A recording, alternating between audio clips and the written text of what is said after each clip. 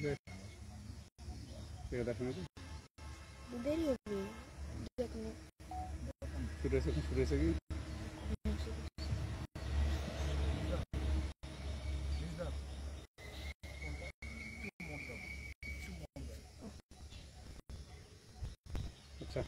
চলে এসছে। আসসালামু আলাইকুম।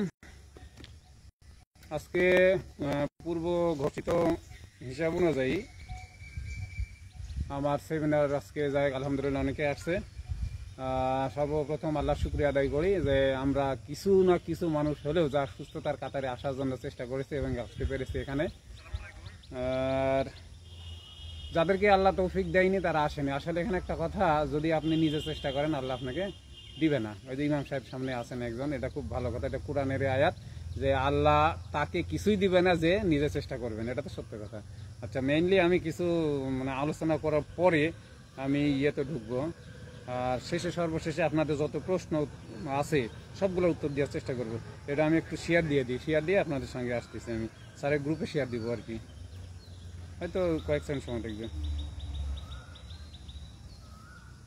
বাবা শাকের এদিকে আসো তো।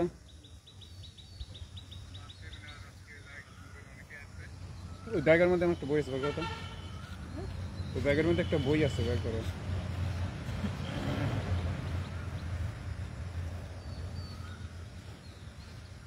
আচ্ছা, আমার কাজ হয়ে গেছে। হ্যাঁ, আচ্ছা, আমরা যে যেভাবে আছি, মেইনলি আমি কথা চলে যাবো ভূমিকা না দিয়ে। আমরা যে যেভাবে লাইফ লিড করি ওইভাবে কি আমরা সুস্থ আছি? মূলত আমি তো সুস্থ নিয়ে কথা বলবো, সুস্থতা নিয়ে কথা বলবো। বিশেষ করে মা বোনদের জন্য কথা বলার উদ্দেশ্যে আজকে আপনাদেরকে ডাকা হয়েছে। তাই আপনারা আমার সঙ্গে প্রশ্ন করবো, আমি একটু উত্তর দেওয়ার চেষ্টা করবেন। যে যেইভাবে চলছি সেইভাবে কি সুস্থ আছি সম্পূর্ণ ঔষধ ছাড়া? একটু উত্তর দেন। ওষুধ ছাড়া সুস্থ আছেন আপনি? ওষুধ ছাড়া এখন কি জানেন? এখন ওষুধ খান না, আগে তো খাইছেন। আমি আগের কথা বলতেছি যে আপনি তো আমার কাছে এসে সুস্থ হয়েছেন, মানে স্যারের লাইফ স্টাইল মেনে সুস্থ হয়েছেন। তার আগের কথা বলছি, আপনি আগে যেভাবে জানতেন, আগে যেভাবে চলতেন, বা যারা জানে না স্যারের যে লাইফ স্টাইল, তারা কি ওষুধ ছাড়া সুস্থ আছে? ওই যে এক মহিলা বসে আছে, কি অবস্থা, ডায়াবেটিস, খালি নাটোরে যায়, আমি ভ্যানে করে আমি দেখেছি। হাসান কো তোমার মা ঠিক আছে না, প্রতিনিয়ত ওষুধ খায়। তা আমি ওই কথা বলছি, যে পদ্ধতিতে আপনি ট্রিটমেন্ট করছেন, যে পদ্ধতিতে আপনি চলাফেরা করছেন, আপনার সকাল থেকে সন্ধ্যা রাত যেইভাবে পার হচ্ছে ওইভাবেই তো আপনি অসুস্থ হচ্ছেন, এটাই তো ঠিক। যদি আপনি অসুস্থ না হতেন তাহলে আপনার ওইটা ঠিক ছিল। আমার কথা কি সত্য না মিথ্যা? আপনার ডায়াবেটিস, আপনার হাই প্রেশার, আপনার গ্যাসের সমস্যা, আপনার হাঁটুর সমস্যা হচ্ছে, কিন্তু আজ থেকে 30-35 বছর আগে যান, আপনি যেই রোগে আক্রান্ত হয়েছেন, আপনার রিলেটিভ যারা ছিল, আপনার মা, আপনার দাদি, আপনার নানি, তারা কি এই রোগে আক্রান্ত ছিল? না। আপনারা ছেলেরা যারা আছেন তাদেরও বলছি, আপনার বাপ দাদার কি এই রোগে আক্রান্ত ছিল? দোস্ত, তোমার কি যতটি তোমার বাপের ছিল ততটি কি অসুস্থতার কথা বলছি। আচ্ছা, এখন মেইনলি আমি একটা কথা বলবো, দেখেন এই কথাটা, এবং হুবহু কোরআনের কথা আসবে ইনশাল্লাহ। ভুল হতেই পারে, কারণ আমি মানুষ, আমি অন্য কিছু না, আমি মানুষ।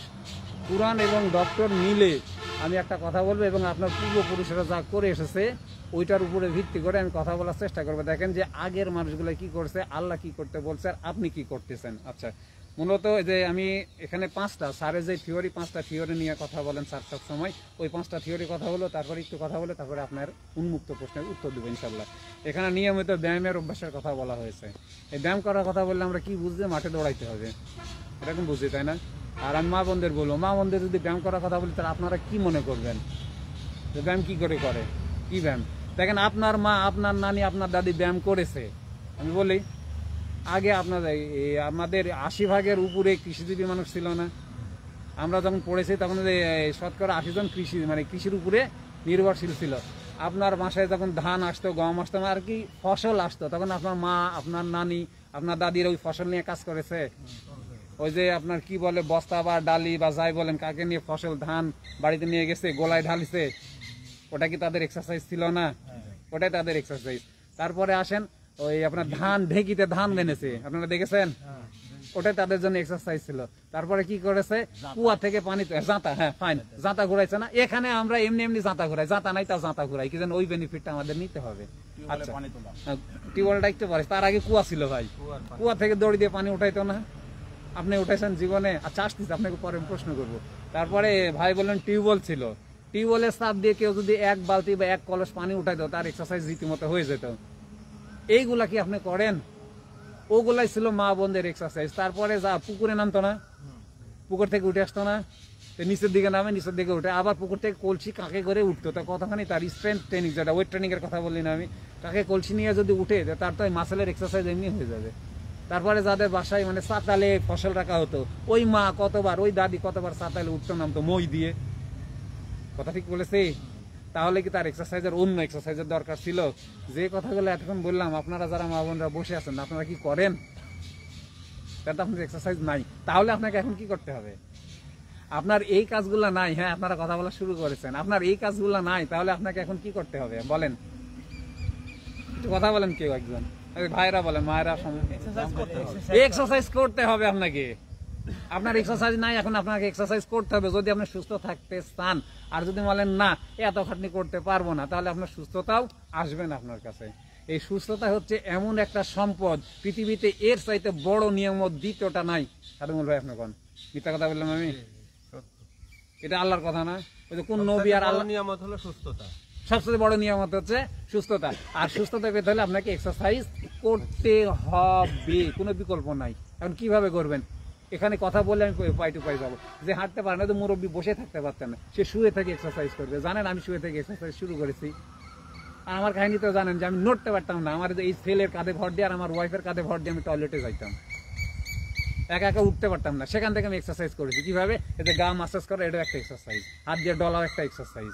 তার মানে আপনার শারীরিক সক্ষমতা যতখানি আছে ততখানি আপনাকে এক্সারসাইজ করতে হবে, প্রত্যেকটা মানুষ। এক্সারসাইজ না করলে আস্তে আস্তে মরিচা ধরে সব নষ্ট হয়ে যাবে। এবার আসেন এক্সারসাইজের পরে আসে উল্টা দিকতে আসছে, ঘুমের অভ্যাস। ঘুমের অভ্যাস কি? আপনি তো ঘুমান, তাই না? কয় ঘন্টা ঘুমান? 4 ঘন্টা। ডাক্তার কি কয়, কয় ঘন্টা ঘুমাতে হবে? না না, আমি দোস্তা বলছি, ডাক্তার কয় ঘন্টা ঘুমাতে কয়? 8 ঘন্টা। তুমি ঘুমা 4 ঘন্টা। তাহলে এই 8 ঘন্টা না ঘুমালে কি ক্ষতি হবে? হবে। তার দোস্ত ঘুমাই হচ্ছে 4 ঘন্টা। তো দোস্ত ক্ষতির মধ্যে আছে? এখানে কোনো বিকল্প আছে? আর কোনো বিকল্প আছে? যদি 8 ঘন্টা না ঘুমায় সে ক্ষতির মধ্যে পড়বে। সে ঘুমাক আর না ঘুমাক, ঘুমাইলে উপকারিতা পাবে, না ঘুমাইলে সে ক্ষতিটা পাবেই। এখানে কোনো অপশন নাই। কোনো কথা আছে যে আপনি ঘুমাচ্ছেন না, ঘুমানো না ঘুমানোর যে ক্ষতি সেটা কি পাবেন কি না? তাহলে আপনাকে ঘুমাইতে হবে। ঘুমাবেন কখন? আল্লাহ দিন দিয়েছে, আলো দিয়েছে, আলোতে পরিশ্রম করার জন্য, কাজ করার জন্য। কখন ঘুমাবেন? রাতে। রাতে না? ইশার সালাতের পরে, খাদিমুল ভাই কথাটা উত্তর দেন, ইশার সালাতের পরে কি করতে বলা হয়েছে? দ্রুত বিছানায় যেতে বলা হয়েছে। এটা কার কথা আপনি বলেন? আল্লাহ তার রাসূলের বিধান, আল্লাহর বিধান রাসূলের মাধ্যমে আমরা পেয়েছি যে ইশার সালাতের পরে ঘুমাইতে যেতে হবে। তা আপনি আমি কখন ঘুমাইতে যাই? দোস্ত আমার দিক তাকাও, কটার সময় ঘুমাইতে যাও তুমি? তোমাকেই বসাবো আমি। 10টা, 11টা, 12টা। এখানে 12টা ঘুমার কেউ আছেন? হাত উঠান তো। ভাই হাত উঠাইছে, নাম বলতেছে না ভাইয়ের, আরো আছে। তার মানে আমরা ম্যাক্সিমাম ঘুমাই ওই দিকে। আর এখানে ঘুমের বিষয়ে একটা কথা বলি, আল্লাহর বিধান বলছে যে এসব সালাতে পারে ঘুমিয়ে পড়ে, কোনো কথা নাই। আর আপনি লাইট জ্বালাই দিয়ে টিভি দেখছেন, মোবাইল দেখতেছেন, আরো আরো যা আছে এগুলো বলতেছি না। আচ্ছা, এখন আমি যে কথাটা বলবো, ঘুম, আপনার ঘুমের যেই হরমোনটা আসে আমাদের বডিতে এমন ভাবে ব্যালেন্স করে রাখছে আল্লাহ। এই যে এখন একটা হরমোন রিলিজ হচ্ছে আমার বডিতে, মানে দিনের প্রত্যেকটা ভাগে এক একটা হরমোন আসবে এক একটা কাজ করার জন্য। আপনি যদি ওই সময় ওই কাজটা না করেন, ওই হরমোন উল্টা আপনার ক্ষতি করবে। এখন আমি ঘুমাই থাকি, রাত্রি 8টা, সন্ধ্যা যখন হয়ে আসে, অন্ধকার যখন নেমে আসে, তখন বডিতে মেলাটোনিন নামে একটা হরমোন আসে, যেটা আপনাকে ঘুমাইতে সহযোগিতা করবে, মানে ঘুম দিতে সহযোগিতা করবে। আর এটা সর্বোচ্চ আসে রাত্রি 9টার মধ্যে। 8টা থেকে 9টার মধ্যে এটা এই হরমোনটা সর্বোচ্চ বডিতে আসে। তার মানে আপনাকে 8টা থেকে 9টার মধ্যে ঘুমাইতে হবে। আর যদি না ঘুমান তাহলে কি হবে বলেন তো? ওই যে হরমোনটা আসছে না, ওইটা উল্টা আপনার এখানে ব্যথা করবে, এখানে ব্যথা করবে, গ্যাস হবে, অ্যাসিডিটি হবে, আপনি ঘুমাবেন না। তাই কারণ আপনি ঘুমাইলে এর উপকারিতা পাবেন, না ঘুমাইলে এর যেটা অপকারিতা আছে ওটা অবশ্যই পাবেন, অবশ্যই পাবেন। কারণ আপনি এখন যদি না, আমার ঘুমানোর সময় নাই, আল্লাহর বিধান যেখানে বলা হচ্ছে যে আপনাকে এশার সালাতের পরপরই ঘুমিয়ে যেতে হবে, আর আপনি বলছেন ঘুমানোর সময় নাই, তাহলে আপনি কার আইনের বিরুদ্ধে কথা বলেছেন একটু চিন্তা করে দেখবেন। আমাকে এই মাঠে একজন বলেছিল, আমি যখন বলেছিলাম যে আপনাকে 9:30টার মধ্যে ঘুমাইতে হবে, 10টার আগে ঘুমাইতে হবে, ও বলছে অসম্ভব। তখন আমি বললাম আল্লাহর আইন মানা আপনার জন্য অসম্ভব, আর আমার কোনো উত্তর দেয়নি, সেই মাঠ ছেড়েছে। আমি এই কথাগুলোই বলি যে আপনি আল্লাহর বিধান মানতে পারেন আর না পারেন, আল্লাহর বিধান বিধানই, ওটা নড়চড় হবে না ভাই। স্বীকার করতে হবে, স্বীকার না করেন যায় আসে না, আপনি মানেন স্বীকার না করেন কোনো কিছু যায় আসে না, আল্লাহর বিধান অটল এবং ওটাই সত্য। আপনাকে এশার সালাতের পরে ঘুমিয়ে যেতে হবে, ঠিক আছে? এখন ঘুমাবেন যে দোস্ত বললো 8 ঘন্টা, আপনি ঘুমান 4 ঘন্টা 5 ঘন্টা, এর বেনিফিট কোনো দিনও পাবেন না, আপনি ক্ষতি হবে। ঘুমের মধ্যে সারা দিনের যে আমরা, আমি এখন পেশাল করছি না, উঠে যে 4টার সময় ঘুমাতে যাবো 9টার সময়, এর মধ্যে সারাদিন কাজ করবো না, এতে আমার বডিতে ক্ষতি হবে, এনার্জিতে লস হবে। এই এনার্জিটা রিকভার করবে ঘুমের মধ্যে। এই যে বলি যে আসছি ওখানে পরে আসছি, এই ঘুমের মধ্যে আমার বডির যত এনার্জি পুনরায় রিস্টোর হবে, আবার ঘুরে আসবে। তা আপনাকে ঘুমাইতে তো অবশ্যই হবে, আর যদি না ঘুমান তাহলে বডি কখন সেই এনার্জিটা আবার ঘুরে নিয়ে আসবে, বুঝা গেছে? এখন কথা হচ্ছে আপনার রাত্রে, এখন তো রাত ছোট, তাই না? যদি 10টায় ঘুমান 4টায় উঠেন তাহলে তো 6 ঘন্টা, আর 6 ঘন্টাতে কুলাচ্ছে না, পরের দিনে এলে আরো 1-2 ঘন্টা ঘুমাই নেবেন যে কোনো সময়, শুধুমাত্র সূর্য উঠছে এই সময় বাদ, আর আসর থেকে মাগরিব এই সময় বাদ, তার সাথে দিনের যে কোনো সময় ঘুমানো যাবে। এবার আসে ঘুম, তারপরে এই উল্টা ভাবে আসে না খাওয়ার অভ্যাস। এটা হচ্ছে মূল হাতিয়ার মানুষকে সুস্থ করার জন্য, এটাই হচ্ছে মূল হাতিয়ার, না খাওয়ার অভ্যাস। ডায়াবেটিস রোগীরা শুনলে তো উষ্ঠে ওঠে যে ঘন্টার পর ঘন্টা, মানে 6 বার না খেলে টাচ করে পড়ে যায়, কিন্তু তা না। মহিউদ্দিন ভাই আপনার কোনো সমস্যা হয় এখন? এখন তো ডায়াবেটিস ছিল, এখন তো আপনি না খেয়ে থাকতে পারেন অনেক কয়েক ঘন্টা, 17 ঘন্টা 18 ঘন্টা করে না খেয়ে থাকি। এখন কয় না খেয়ে থাকলে তো দুর্বল হবে, না খেয়ে থাকলে আরো শক্তিশালী হবে।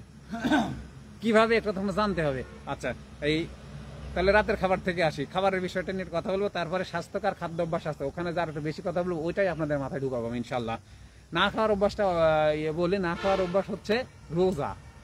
আমরা এই 12 মাসের মধ্যে 1 মাস রোজা করি না, তখন বডিটা ক্লিন হয়ে নতুন হয়ে যায়, এই জন্য। আর সপ্তাহে 2টা রোজার কথা আল্লাহ বলেছে না, এই রোজা। আল্লাহ যে কোনো বিধান আমার আপনার জন্য দিয়েছে উপকারের জন্য, একটাও ক্ষতির জন্য নাই। যদি আপনি মানেন উপকার পাবেন, আর না মানলে উপকার পাবেন না। কি পাবেন? ক্ষতি পাবেন। এখন কথা হচ্ছে আমি মানলাম না, উপকার পেলাম না, এটা মিথ্যা কথা। ও মানলেন না, উপকার পেলাম না, আপনি ক্ষতি পাবেন। আল্লাহ বিধানগুলো দিয়ে দিয়েছে, মানলে উপকার, না মানলে ক্ষতি। অনেকে বলে যে না এটা মানলাম না, কিছু হবে না। জি না, হবে না। কোনটা? আল্লাহর ইবাদত আপনি করছেন, সওয়াব পাবেন। ওই নফল ইবাদত করছেন না, সওয়াব পাবেন না, এখানে ঠিক আছে। কিন্তু যে বিধানগুলো আপনার জীবনযাপনের জন্য আল্লাহ করে দিয়েছে, এখানে যদি আপনি না মানেন তাহলে ক্ষতি পাবেন, মানলে উপকার পাবেন। এখানে অপশন নাই। কি জানে পরকালে 2টা জায়গা আছে, একটা জান্নাত একটা জাহান্নাম। আপনি যেতেই হবে দোকানে, যে কোনো 2 এক জায়গায়, 2 জায়গার যে কোনো এক জায়গায় আপনাকে যেতেই হবে। অন্য কোনো জায়গা আছে? ওই হিসাবে মাথার মধ্যে ঢুকাবেন যে মানলে উপকার, না মানলে ক্ষতি। আচ্ছা, না খাওয়ার অভ্যাস। সন্ধ্যা কয়টার সময় খাই আমরা? সামিল দেখো তো কি বলে। সন্ধ্যা কয়টার সময় খাই আমরা? 9:30, 9টা, 10টা। আর আগে বিদ্যুৎ আসার আগে কয়টায় খাইতাম? সন্ধ্যার পরই। আর আগে তো মানুষ অভাবই ছিল, তাই না? সন্ধ্যার আগেও খাইতেন। সন্ধ্যার আগেও কি জানে কেরোসিনের এই তেল ফুরাই যাবে, তাড়াতাড়ি খায়া অন্ধকার হওয়ার আগে খা, এই সিস্টেমটা ছিল না। তখন কিন্তু ডায়াবেটিস ছিল না, একটা ডায়াবেটিস ছিল না, দেখাইতে পারবেন না আপনার আশেপাশে। এই কথাটা মিথ্যা বলেছি আমি? এখন এই কাহিনী আমি কি জন্য বলছি জানেন? আমরা খাই মাগরিবের আগে, আমরা আমরা আমরা যারা যে লাইফ স্টাইল মেনে চলি। এটা কাহিনী কি জানেন? এই যে বললাম ঘুমের মধ্যে বডি তার এনার্জি রিস্টোর করে কখন? যখন আপনি খালি পেটে ঘুমাইতে যাবেন তখন। আর ম্যাক্সিমাম দেখেন গ্যাস ফর্ম করে, স্ট্রোক করে ঘুমের মধ্যে। কি জন্য? এই পেটে খাবার নিয়ে ঘুমায়, এটা বদহজম হয়, গ্যাস হয়, হার্ট কাজ করতে পারে না, তখন স্ট্রোক করে। যার জন্য আপনাকে খালি পেটে ঘুমাইতে হবে। যদি আপনি গ্যাস, বদহজম, diabetes, high pressure, heart disease এগুলো থেকে বাঁচতে চান, আপনাকে খালি পেটে ঘুমাইতে হবে। তার মানে সন্ধ্যা 6টা 7টার মধ্যে আপনাকে খাওয়া কমপ্লিট করতে হবে, শেষ। ঘুমাতে যাওয়ার 3 ঘন্টা আগে কমপক্ষে, স্যার বলেন 4 ঘন্টা, আর আমরা 3 ঘন্টা আগে করলেও হয়। মানে ঘুমাইতে যাওয়ার 3 ঘন্টা আগে আপনাকে খাওয়া শেষ করতে হবে। এরপরে শুধু পানি, লবণ পানি, ভিনেগার পানি, লেবু পানি, বেকিং সোডা, হলুদের চা এগুলো ছাড়া অন্য কিছু খাইতে পারবেন না, মানে তরল খাবার ছাড়া। তার মানে 6টার সময় খাওয়া শেষ, বুঝেন? 6টার সময় খাওয়া শেষ। আপনি 9টাতে ঘুমাইতে গেলেন, 9:30টায়, 3 ঘন্টার মধ্যে আপনার পেটের সব খাবার হজম হয়ে গেছে, এখন ঘুমাই গেছেন। বডি তখন ঘুমের মধ্যে দেখে আমার শরীরের মধ্যে কোনো আর খাবার নাই, অতএব আমার খাবার নিয়ে কোনো কাজও নাই। তখন আমার শরীরে কোন জায়গায় গিটে ব্যথা, মাথায় ব্যথা, হার্টে ব্যথা, হার্ট ডিজিজ, হাই প্রেশার, এগুলোতে বডি নিজে নিজে হাত দেয়, কোনো ঔষধ লাগে না। আল্লাহ তাআলা একটা ডক্টর দিয়ে দিয়েছেন নিজের মধ্যে, যেটা নিজেই নিজেকে সুস্থ করে। ওই যে খালি পেটে ঘুমিয়েছি, এখন বডি কি করে? ওইখানে যা হাত দিবে, যার যেখানে সমস্যা আছে সেখানে বডি নিজেই নিজেকে ঠিক করে নিবে, পৃথিবীর কোনো ডাক্তার লাগবে না। আচ্ছা, এখন আসেন, এই ঘুমের মধ্যে ঘটনা ঘটছে ঘটছে ঘটছে সকাল 6টা বেজে যায় না? সকাল যখন 6টা বেজে যেতাম, কয় ঘন্টা হলো? 12 ঘন্টা। সন্ধ্যা 6টায় খেয়ে শেষ করেছি, সকাল 6টা বাজে 12 ঘন্টা। এর মধ্যে একটা কথা লেখা আছে অটোফেজি। এই 12টার পর থেকে বডি অটো, যত বড়ই অসুস্থতা হোক না কেন, বডি নিজেই নিজেকে সুস্থ করা শুরু করবে 12 ঘন্টা পর থেকে। কোনো খাবার বডিতে 12 ঘন্টা থাকে, খাবারের কার্যকারিতা। এখন আপনি খাবার 12 ঘন্টা যখন বন্ধ করে রাখলেন, তখন কি হলো, বডি সকাল 6টা থেকে অলরেডি কটা বাজে, 6টা পার হয়ে গেছে, 6:30, এই আধা ঘন্টা আমার বডি নিজেই নিজে সুস্থ হচ্ছে। যে কোনো রোগ, আপনি এক কথায় বলেন, যে কোনো রোগ বডি নিজেই নিজেকে সুস্থ করে ফেলবে। এখানে টিউমার পর্যন্ত ভালো হয়েছে, শুনলে আশ্চর্য লাগে, এখানে টিউমার ভালো হয়েছে, হাই প্রেশার, হার্ট ডিজিজ, এগুলো কোনো ব্যাপারই না। এইভাবে তার মানে আপনি এই 6টা থেকে যত দেরি করে খাবেন, তত আপনার বডি পরিষ্কার হবে, তত। মানে কি, high pressure, heart disease, tumour, মাথা ব্যথা, ওই যে ফজর ভাইয়ের হাঁটু ব্যথা, এগুলো সব ভালো হবে এই না খেয়ে থাকলে। কিন্তু এটা সহজে হয় না, একটা প্রসেস আছে, প্রসেসের মাধ্যমে যেতে হয়, তখন আপনি আরাম পাবেন। আর হুট করে আপনাকে বললাম আপনি শুরু করলেন, তখন টাচ করে পড়ে যাবেন।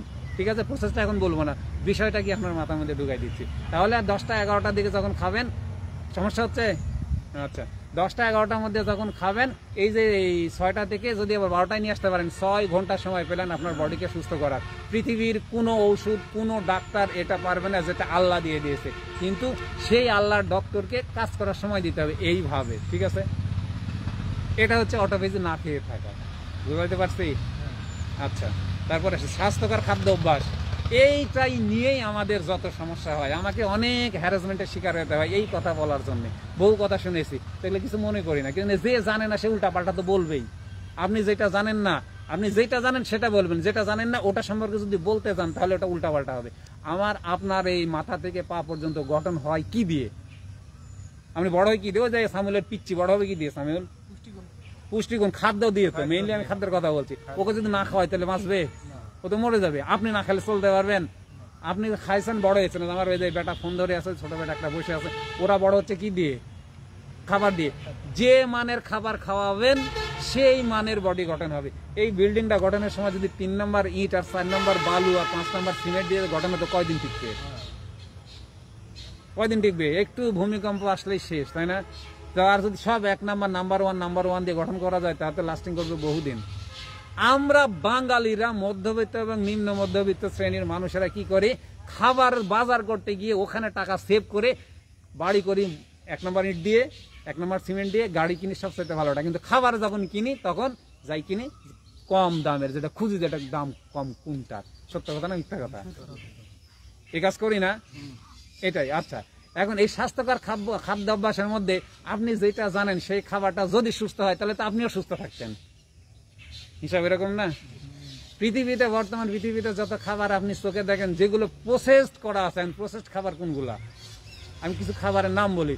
দোকান থেকে যে খাবারগুলো রেডি আপনি বাসায় নিয়ে যায় খান, বিস্কুট, চানাচুর, এই ধরনের বার্গার, স্যান্ডউইচ, কেক, যত ধরনের খাবার আছে, এই খাবারগুলোতে বাইরে রেডি করা। আজ থেকে 30 বছর আগে এই খাবারের এত প্রচলন ছিল? তাহলে 30 বছর আগে এই রোগগুলো ছিল না। তার মানে এগুলো খাওয়া যাবে না, সোজা হিসাব। এগুলো প্রসেস খাবার। আর এই খাবারগুলো দেখেন প্যাকেটজাত করে দোকানে মাসের পর মাস রাখা হয়, নষ্ট হয় না। তো অবশ্যই কেমিক্যাল দেওয়া হয়েছে, কেমিক্যালটা নষ্ট হবে না। আর আপনি ভালো মানের একটা কলা পেকেছে, আপনি রাখেন বাসায়, কয়দিন থাকবে? থাকবে না। একেবারে আমার প্রমাণিত একটা আপেল রেখেছিলাম 2 মাস না 3 মাস আমার বাসায় ছিল, পচেছিল না। আপনারা আম রাখতে পারবেন গাছ থেকে নামানোর পরে? আমি বলেছি প্রসেসড ফুড খাওয়া যাবে না, যত ধরনের প্রসেস ফুড বুঝছেন? আর আমাদের বাচ্চাদের শার্পার, স্ট্রঙ্গার, টলার, সামিউল, এগুলা করার জন্য খাওয়াই, তাই না? প্রসেস ফুড খাওয়াই, একেবারে ধ্বংস করে দেয় বাচ্চাদের। ওগুলা খালি মোটা করে, আমাদের চিনি ছাড়া কিছু নেই। আমি নাম বলবো না, কথা বোঝা গেছে? মানে দোকানের কোনো খাওয়ানো, মানে রেডি খাবার খাওয়া যাবে না। এখানে আবার অনেকে প্রশ্ন করে যে চাল, ডাল এগুলো তো দোকানে থাকে, মাথার মধ্যে মগজ রাখতে হবে, যেটা প্রসেস সেটা খাওয়া যাবে না। নুডলস দিয়ে তো আমরা ভরে দিয়েছি বাসা, নুডলস হচ্ছে বিষ, কথা বলে দিলাম, নুডলস খাওয়া যাবেই না। জি বলেন। ইয়েস, হ্যাঁ, আমি ওই বিষয়ে আসবো। হ্যাঁ, আপনি মনে করে রাখবেন, কথাটা মনে করে দিন তো, বাচ্চাদের প্রধান খাবার, ওখানে আমি আসবো, ওই পয়েন্টটা কথা বলো। আচ্ছা, এবারে আমি যেই খাবারগুলা খাই, ফার্মের ডিম, ফার্মের মাছ, চাষ করা গরুর মাংস, এগুলা কি আজ থেকে 30 বছর আগে ছিল? তখন কিন্তু এই একটা রোগও ছিল না। আপনি দেখলে গায়ে বাঁধান না, সবাই খাচ্ছে আমিও খাই, তাহলে সবাই রোগা, আপনিও রোগা, কোনো অসুবিধা নাই। হিসাবটা এরকম। এগুলো আপনাকে বাদ দিতে হবে, দিয়ে আপনার বাসায় তৈরি করে খেতে হবে। আগে দেখতাম মায়েরা হাঁস, মুরগি এগুলা বাসায় কন্টিনিউ থাকতো, ওইটা জবাই করে খাওয়া হতো। বাজার থেকে জিন্দেগি নিতে হাঁস মুরগি কিনে খাওয়া হতো না। আর ওই বিলের মাছ ছিল ওই মাছ খাইতো। এখন তো বিল নাই, সব পুকুরের চাষ। তো ওটা বাদ দিয়ে আপনি নদীর মাছ যতটুকু পারেন ততটুকু খান, আর যার সামর্থ্য আছে পুকুরে চাষ করেন নিজের মতো করে, একেবারে উইদাউট মেডিসিন। সার দিবেন না, ফিডও দিবেন না। খাবারের বিষয়টা মোটামুটি ক্লিয়ার করছে। এই খাবারের উপর আর কোনো কারো প্রশ্ন আছে মহিউদ্দিন ভাই? আমি রান্নার বিষয় যাবো, তারপরে রান্নার বিষয় যাবো, আর নুডলসের বিষয় আসছি। এখন কথা হচ্ছে দোকানে রোজার মধ্যে ইফতারিতে আমরা ভাজা পোড়া রাখি, তাই না? একটা আমার প্রশ্নের উত্তর দিবেন, ছেলেরা মায়েরা প্রশ্ন করতে লজ্জা করছে। ভাজা পোড়া ভাইজি তাকে পোড়ানো হয়, আপনাকে ভাইজি যদি পোড়ানো হয় আপনার কিছু থাকবে? আপনাকে ভাইজি যদি পোড়ানো হয় আপনার কিছু থাকবে? তাহলে যে খাবারটাকে ভাজা করে পোড়ানো হচ্ছে ওই খাবারের খাদ্য গুণ আছে? সোজা বাংলা হিসাব, এর সাথে বেশি বোঝা লাগে না। আমি তো খাচ্ছি, একটু আগে বললাম যে আমার মাথা থেকে পা পর্যন্ত গঠন হচ্ছে খাদ্য দিয়ে। যে মানের খাদ্য আমি খাবো, আমার মাথা ব্রেন সবকিছু ওই মানের গঠন হবে। তাহলে আমি পুরা মোরা খাবার খাচ্ছি, তাহলে আমারও একই ঘটনা ঘটবে। এর সাথে বড় কিছু বোঝানো লাগবে? আর এক কথায় শেষ, মোরা খাবার খেলে আমিও মোরা, শেষ। যত গ্যাস, বদহজম, অ্যাসিডিটি যা বলেন এই মোরা খাবার খাওয়ার জন্য হয়। এখন আরেকটা কথা, আপনি বাজার থেকে ইলিশ মাছ কিনে নিয়ে এসে বাড়িতে যদি ভাজা করে করে পুড়া করে মেরে ফেলেন, ওই ইলিশ মাছের গুণাগুণ থাকবে? মা বোনদের কথায় মাথায় রাখবেন। ইলিশ মাছ ভাজা ছাড়া আমরা বাচ্চা খায় না, তাহলে আপনার বাচ্চা জাহান্নামে যাবে, টিভি দেখবে, নাচ দেখবে। আমার বাচ্চা নাচ ছাড়া খাবার খায় না, তাহলে আপনি নাচ দেখবেন আর খাবার খাওয়াবেন? মোবাইল ছাড়া খানা, ফাইন কথা বলছেন, ওখানেও আসবো আমি। আমার স্কুলে কালকে আমি দেখেছি, সামিউল তুমি গেছিলে না, ঠাস ঠাস লাগাইলাম না কয়েকজনকে আমি। মোবাইল ছাড়া এইভাবে মোবাইল, আমি হচ্ছে আপনার বাচ্চা প্রতিবন্ধী বানাচ্ছেন তো আপনি। এইখানে ঢুকে না, কি জানেন এখানে ঢুকবে না জানেন? ভালো কথা ভালো জায়গায় ছাড়া ঢুকে না। ওই ব্রেনটাও পচা হয়ে আছে। আমার ম্যাডামরা যদি শুনে তাহলে শুনুক, আমি শোনার জন্য বলছি। ম্যাডামের ব্রেনটাও পচা হয়ে আছে যে ভালো কথাটা ঢুকে না, যে এই বাচ্চাটা প্রতিবন্ধী হবে মোবাইল দেখে, তাও মোবাইল দিয়েই রেখেছে। একটু আগে কি কথা বললাম যে আপনি মানলে ভালো, না মানলে খারাপ। আচ্ছা, এবারে আসি যে ইলিশ মাছটা কিনে নিয়ে আসলেন, নিয়ে এসে বাসায় ভাজালেন, পোড়ালেন, মরা মেরে ফেললেন, তারপরে মরা খাবারটা খেলেন, তাহলে আপনার কোনো কাজ আছে? তাহলে ওই মাছটাকে রান্না করবেন কিভাবে? হেলদি উপায়ে। আপনার মা আপনার নানি দেখেন যেভাবে রান্না করতে, ধীরে ধীরে খড়িস চুলাতে। কি হলো আপনাদের সমস্যা? কি করে? আচ্ছা, ওটা কোনো জিনিস হলো? আচ্ছা, তাহলে আপনার মা দাদিরা দেখেন খড়ির চুলাতে রান্না করতে। কিসের হাঁড়িতে? মাটির হাঁড়িতে না? আর কি হাঁড়ি ছিল? খড়ির চুলা, মাটির হাঁড়ি। আর কোন হাঁড়ি ছিল তখন? কাঁসা পিতল ছিল। সিলভার কি জিনিস জানো? বডিটাকে ধ্বংস করার একটা প্রধান অস্ত্র সিলভার। জীবনেও বাড়ির যদি সিলভার থাকে ফেলে দেন, প্লাস্টিক থাকে ফেলে দেন, মেলামিন থাকলে ফেলে দেন। ভাই বাড়িতে বলেছি ভাই, হাসিলে রান্নাঘরে, রান্নাঘরে হাসিল যাকে বলি আমরা, রান্নাঘরে রান্না করবেন না, সিলভারে রান্না করবেন না। আপনার কি বললাম? প্লাস্টিকটা রান্না করা যায় না, তার মানে বাসা থেকে ফেলে দিবেন। কয়েকটা জিনিস আমি বলছি, প্লাস্টিক, সিলভার, মেলামাইন, এই কটা জিনিস এখনই আপনার শত্রু মনে করে যদি আপনি ফেলে দিতে পারেন, তাহলে আপনি রিকভার হতে পারবেন, তাছাড়া পারবেন না। হ্যাঁ, বুঝাতে পারছি। আসেন, রান্নাঘরে ঢুকেছি। এবার রান্নাঘরে রান্না করবেন কিসে? মাটির হাঁড়িতে। আর গ্যাসের চুলার রান্না আর খড়ির চুলার রান্না আপনার রান্না করে দেখেন, আপনার জিহ্বাতে বুঝতে পারবেন স্বাদে কতখানি কম বেশি। স্বাদ কেন থাকবে? যেটা রিয়েল ফুড, যেটা তাজা আছে, যে খাবারটা ভালো আছে ওটা স্বাদ বেশি। যেটা পুরাই ফেলছেন ওটা স্বাদ থাকবে না। আপনি গ্যাসের চুলাতে, সিলভার হাঁড়িতে রান্না করবেন, ওই খাবার ওই কোয়ালিটি ওইভাবে রান্না করেন মাটির হাঁড়িতে, খড়ির চুলাতে, দেখবেন স্বাদে কত কম বেশি। কি জানেন? এর মধ্যে মাল আছে, ওর মধ্যে মাল পুড়ি সাপ। রান্না করতে হবে জোরে না ধীরে? আপনি যদি জোরে পুড়াই ফেলেন শেষ। একদম স্লো দিয়ে দিবেন, 1-1.5 ঘন্টা ধরে রান্না হবে। গ্যাসে রান্না করেন, সিলভারের স্টিলের হাঁড়িতে, মাটির হাঁড়িতে, এবং একদম স্লো হিটে দিয়ে রেখে দিবেন। ধীরে ধীরে ধীরে ধীরে হবে, এর গুণাগুণ নষ্ট হবে না। এটা হচ্ছে রান্নার কথা বললাম। মহিউদ্দিন ভাই, রান্না বিষয়ে আর কোনো প্রশ্ন করবেন? হ্যাঁ বলেন, আপনি আরো ব্যাখ্যা করবো। আচ্ছা, এবারে আমি তো বললাম যে এখানে বলিনি, আসি যে শাকসবজিটা আমরা খাই, এটা বাড়িতে তৈরি করি সবগুলা? সব কিনা। কে ভাই? আকাশ ভাই, সব কিনা। এইটা তো সার আর কীটনাশকের অভাব নাই। যেটা এই আপনার শিকড় দিয়ে ঢুকেছে ফলে সবজির মধ্যে, ওটা তো আমি আপনি এড়াতে পারবো না। উপরে গায়ে যে বীজগুলা দিচ্ছে স্প্রে করে, এগুলো কিছুটা হলেও পরিষ্কার করা যাবে বেকিং সোডা দিয়ে, হোয়াইট ভিনেগার দিয়ে। কি করে আমার বাসাতে কি করে, কালকে 3 ব্যাগ বাজার করে নিয়েছি ভাই। আপনি ঘুমাইছিলাম, ডাকি নিয়ে চলে এসেছি, আপনি দেখেছেন 3 ব্যাগ বাজার করে নিয়েছে বাজার থেকে। এগুলো কি করবো? বড় বালতিতে এইরকম একেবারে মানে 2 মুষ্টি বেকিং সোডা বালতির পানির মধ্যে দিয়ে, এইভাবে পানির সাথে মিশাই দিয়ে ওই যত সবজি বালতির মধ্যে চুবাই দিছি সব। আমি না, এলা সব করে কে? হ্যাঁ, অত সোজা না, অত সোজা না। সবগুলা 3 ব্যাগ সবজি বালতির মধ্যে চুবাই দিছে। 20 মিনিট 15 মিনিট ওই বালতির মধ্যে চুবানো ছিল। তারপরে তুলে ট্যাপ ওয়াটার এইভাবে কসলানো হয়েছে। পটল বলেন আর যাই বলেন, কসলা ফ্রেশ করে তারপরে ঝাঁকাতে রাখছে, পানি নেমে গেছে, তারপরে ফ্রিজে নিয়ে ঢুকাইছি। প্রত্যেকটা সবজি আমার বাসায় এই কাজ করা হয়, প্রত্যেকটা। আপনি করেন মা বোনরা? আমি প্রমাণ আমার বাসায় এইভাবে সবজি খায়। আর আমার এই মতো করে আমার স্কুলের ম্যাডামরা অনেকে সুস্থ হয়ে গেছে, অনেকে মগজ এখনো ঠিক হয়নি, তারা ওখানে সবজি রান্না করছে এইভাবে ডিম ভাবে ওইভাবে খাইছে, সাথে সাথে আমার প্রবলেম হয়েছে। তার মানে ওই সবজিটা বেকিং সোডা দিয়ে ধোয়া ছিল না, বুঝলেন? আমার বডি তখন সিগন্যাল দেয় যে কোনো কেমিক্যাল ঢুকলেই, তখন স্কুলে খাবার আর খাই না আমি। এখন এইভাবে রান্নে সবজি রান্না করে, ডিম রান্না করে, সরিষার তেল দিয়ে রান্না করে, কিন্তু সবজিটা ধয় না, তাই খায় না। যখন আমার খাওয়ানোর ইচ্ছা করে তখন তারা সবজিটা ওই বেকিং সোডা ধুয়ে তারপর রান্না করে, তারপরে আমি খাই। কথা বুঝতে পারছি? আচ্ছা, এভাবে আপনি ধুয়ে নিবেন আর রান্না করবেন ওইভাবে ধীরে ধীরে। আর বাসাতে যা আছে সবগুলো ফেলে দিবেন। যদি আপনি আপনার বাসার যে মালিক তাকে যদি সুস্থ রাখতে চান, আর যদি মনে হয় যা হচ্ছে যা, তাহলে যা হচ্ছে তাই এরকম।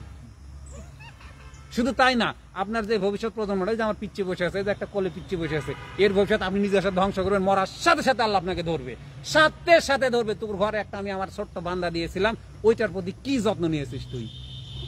ওটাকে যদি এখন নুডলস খাওয়ান, পরে মরার পরে আপনাকে জবাব দেওয়া লাগবে। তুই জানিস নি যে জালাল মাস্টার বলেছিল অমুক দিন আজকে 23 তারিখ সকালবেলা যে নুডলস খাওয়ানো যাবে না, খাইলে তোর বাচ্চার ক্ষতি হবে, তুই আসি তাও খাওয়াইছিস, কি জন্য খাওয়াইছিস? উত্তর দে। ওটা আমার বান্দা, আমি তোর ঘরে দিয়েছি লালন পালন করার জন্য, তুই খাওয়াইছিস কি জন্য?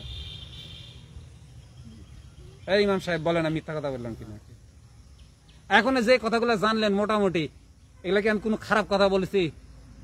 কোন খারাপ কথা বলছি এর মধ্যে? বলেন, এখনই সরাসরি বলতে হবে। হ্যাঁ, তেল ফাইন। সয়াবিন তেল মানে প্যাকেটজাত সরিষার তেলও খাওয়া যাবে না। সয়াবিন তো দূরের কথা, সয়াবিন যত খাইছেন জীবনে একটা আপনার বডি থেকে বাড়ায়নি। কোথায় জমিছে? ফজর ভাইয়ের হাঁটুর জমিছে, আমার হাটের মধ্যে জমিছিল, আমার লিভারের মধ্যে জমিছিল, আমার ভুঁড়িতে এইরকম সুন্দর বড় আসছিল, সব জমিছিল। যারে আছে সব সয়াবিন তেল জমি আছে। একটুকু সয়াবিন তেল বডি থেকে বের হয় না, একটাও বের হয় না। যত heart disease, high pressure, diabetes, হাঁটু ব্যথা, মাথা ব্যথা, যত কারণ বলেন, এই প্যাকেটজাত তেল হচ্ছে নাম্বার 1। জীবনেও বডি থেকে বের হবে না, এটা জীবনেও না। কিভাবে বের হবে? ওই যে বললাম 6টার সময় খাইছেন, আবার 6টার সময় অটোবেজি শুরু হয়েছে, তখন বডি নিজে নিজে খায় ফেলবে। এই ছাড়া দ্বিতীয় কোনো রাস্তা নাই ওই সয়াবিন তেল বের করার। কারণ সয়াবিন তেল একটা কেমিক্যাল, জীবনেও খাওয়া যাবে না। খাবেন কি? সরিষার তেল।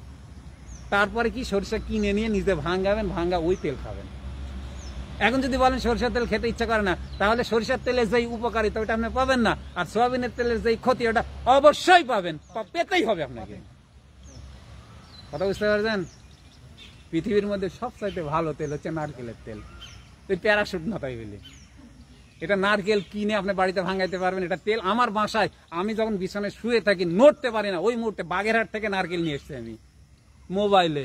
বাগেরহাট থেকে নারকেল নিয়ে আমার ওয়াইফ সব ভাঙিছে, ভাঙি নারকেল তুলে 7 দিন প্রসেস লাগছে, বিনা হিটে নারকেলের তেল তৈরি করছে। তখন সারের দোকান ছিল না, 4 দিন সময় লাগছে ওভাবে নারকেলের তেল করছে। 50-60টা নারকেল তেল বলে দেবে, অনেকখানি বড় তো আমি বলছি। 4 দিন সময় লাগছে বিনা হিটে নারকেলের তেল তৈরি করে, ওই নারকেলের তেল দিয়ে রান্না করে খেয়েছি আমি। আর সবগুলো সহযোগিতা করছে আমার ওয়াইফ। 50-60টা নারকেল ভাঙা লাগছে, আবার তুলা লাগছে, আর ব্লেন্ডার করা লাগছে। তারপরে ব্লেন্ডার করার পরে দুধ চিপে ওই দুধটা ফ্রিজে রাখা রাখছে। ফ্রিজে তখন দুধ উপর দিয়ে নেমেছে, নিচে পানি জমে গেছে, নিচে পানিটা ফেলে দিয়েছি, দিয়ে ওই দুধটা নিয়ে একটা বাটিতে রাখছি, কাঁচের বাটিতে, দিয়ে বাটিটা মধ্যে রাখছে। সাইড দিয়ে গরম পানি রাখা হয়েছে অন্য আরো বোতলে করে, দিয়ে গরম পানির ভাপে এটা দই যেভাবে পাতে ওইভাবে রাত্রে রেখে দিয়েছিলাম।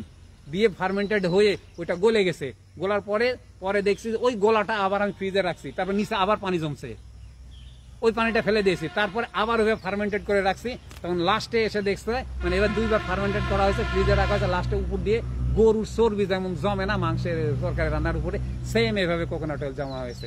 3-4 দিন প্রক্রিয়ার মাধ্যমে কোকোনাট অয়েল তৈরি করে ওইটা দিয়ে রান্না করছে, ওইটা দিয়ে হলুদের চা খেয়েছি। কি জন্য? তখন এই সারের এগুলো এত লোমু আর জামু এরকম সুযোগ ছিল না। এখন যদি অর্ডার করি কালকে মাল বাড়িতে চলে আসবে, এই উপায় ছিল না। এইভাবে আমি সুস্থ হয়েছি। অত সোজা না সুস্থ হওয়া, সুস্থ থাকাও অত সোজা না। এই রে এত ভেজাল কি করবি, তো যা আছে তাই হবে। আপনি সুস্থ হবেন, সুস্থ থাকবেন বলে তো এখানে এসেছেন। আচ্ছা, আর কিছু আছে রান্নাঘর বিষয়ে ভাই? আচ্ছা, আমি প্রশ্ন উত্তরে যাবো, তখন প্রশ্ন করবেন। আচ্ছা, এবার স্বাস্থ্যকর খাদ্যাভ্যাস, নিয়মিত ব্যায়ামের অভ্যাস, ঘুমের অভ্যাস, না খাওয়ার অভ্যাস বোঝাইছি। স্বাস্থ্যকর খাদ্য অভ্যাস মোটামুটি বুঝছেন তাই না? বাজারের কেমিক্যাল যুক্ত কোনো জিনিস আপনার এদিক দিয়ে ঢুকাবেন না। যেটা এখানে ঢুকাবেন, ঢুকানোর আগে চিন্তা করবেন যে এর মধ্যে কোনো কেমিক্যাল দেওয়া আছে কিনা। না খালে মরবেন না, দুর্বল হবেন, খাইলে অসুস্থ হবেন। বুঝতে পারছি কথা? না খালে মরবেন না, দুর্বল হবেন, খাইলে অসুস্থ হবেন, ডাক্তারের কাছে লাখ লাখ টাকা দেওয়া লাগবে। এবার আসেন মানসিক প্রশান্তির চর্চা, এটাতে কি বুঝেন? চিনি, যে কোনো চিনি আমি প্যাকেট জাতের মধ্যে ফেলাই দিয়েছি। চিনি একটা প্রসেস ফুড, চিনি খাওয়াই যাবে না, চিনি খাওয়াই যাবে না, চিনি খাওয়াই যাবে না। এখন কি খাবেন? চিনির বিকল্প যেগুলো আছে, গুড়, আমাদের ন্যাচারাল গুড় যদি পাই। বিষয় হচ্ছে ন্যাচারাল, যেখানে কেমিক্যাল থাকবে না। আপনি কেমিক্যাল ছাড়া কোনো গুড় পান, যে কি কয় হাইড্রোস না কি কয় দেয়, ওটাও খাওয়া যাবে না। আমি নিজে অর্ডার দিয়ে বানিয়ে নিই জসিমের কাছ থেকে। যত কুটকুটে কালো হয় হোক, সমস্যা নেই। আপনাদের সমস্যা হলে একটু দাঁড়াইতে পারেন, দাঁড়াই একটু নড়াচড়া করতে পারেন। কেমিক্যাল ছাড়া সব খাবার খাওয়া যাবে। সাদা চিনি মধ্যে কেমিক্যাল থাকে না, সাদা লবণে কেমিক্যাল থাকে না। এই আমি যখন লবণ নিয়ে আসি, তখন সার বাসায় গরু আছে মনে হয়, মানে গরুকে খাওয়া যায় লবণ, মোটা লবণ, ময়লা, ওটা নিয়ে আসি, কয় যে হ্যাঁ আমার বাসায় পিঙ্ক সল্ট আছে। কিন্তু কোনো কোনো ক্ষেত্রে আবার ওটা ব্যবহার করা লাগে, তাই 2 ধরনের লবণ আমার বাসায় আছে। পিঙ্ক সল্টটা ডাইরেক্ট খাই। আচ্ছা, আর কোনো কথা আছে? তাছাড়া আমি ওখানে চলে যাবো। মানসিক প্রশান্তির চর্চা, আপনার তো টেনশনে ঘুম নেই। হ্যাঁ, রান্নাতে পিঙ্ক সল্ট ব্যবহার করে সবচাইতে ভালো। আচ্ছা, মানসিক প্রশান্তির চর্চা, এই পয়েন্টটা শেষ করে উন্মুক্ত প্রশ্ন উত্তর করবো, ঠিক আছে? লাস্ট পয়েন্ট এটা। এখন আপনার টেনশনের শেষ নাই, তাই না? কিসের টেনশন করেন? কিসের টেনশন করেন কে বলতে পারবেন? দুনিয়াবি টেনশন। সব দুনিয়াবি টেনশন। ইমাম সাহেব বললেন, একদিন টেনশনের একটু গল্প করি। যখন ওই যে ওই পিচ্ছি আছে না আমার ছোটটা, ওকে বলি বেটা ক্লাসে ফার্স্ট হওয়া লাগবে তোর। তার মানে এখনই ওর টেনশন, এখনই ওর টেনশন, চাপ দিচ্ছি তোর ফার্স্ট হওয়া লাগবে, ওর টেনশন না? তারপর ও পরীক্ষা দিবে 5-এ, ভালো একটা রেজাল্ট করতে হবে, ওর টেনশন। তারপর 8-এ পরীক্ষা দিবে, 10 পরীক্ষা দিবে, ইন্টারমিডিয়েট পাস করবে, অনার্সের চান্স নেবে, মানে এই একটা টেনশন, খালি এই টেনশন। টেনশন না, চাপ। তারপরে ভালো কলেজে ভর্তি হলো, ভালো রেজাল্ট করতে হবে, হলো, ভালো রেজাল্ট করে পার হলো, টেনশনের উপরে আছে। কিন্তু ভালো রেজাল্ট করে পার হলো, এখন কি বয়স হয়ে গেছে, মাস্টার্স কমপ্লিট করছে, ভাইয়ের ছেলেকে এখনো বিয়ে দিতে পারেনি। আচ্ছা, তার কি এই, তাহলে কি করতে হবে? একটা ভালো চাকরি পেতে হবে। ও কিন্তু টেনশনের উপরেই আছে। তারপরে ভালো একটা চাকরি পেলো, কি এখন একটা ভালো বিয়ে করতে হবে, টেনশনের উপরে। আচ্ছা, ভালো একটা বিয়ে করলে কি এখন একটা ভালো গাড়ি করা, বাড়ি করা লাগবে, একটা ভালো গাড়ি করা লাগবে। টেনশন ফ্রি আছে ওই?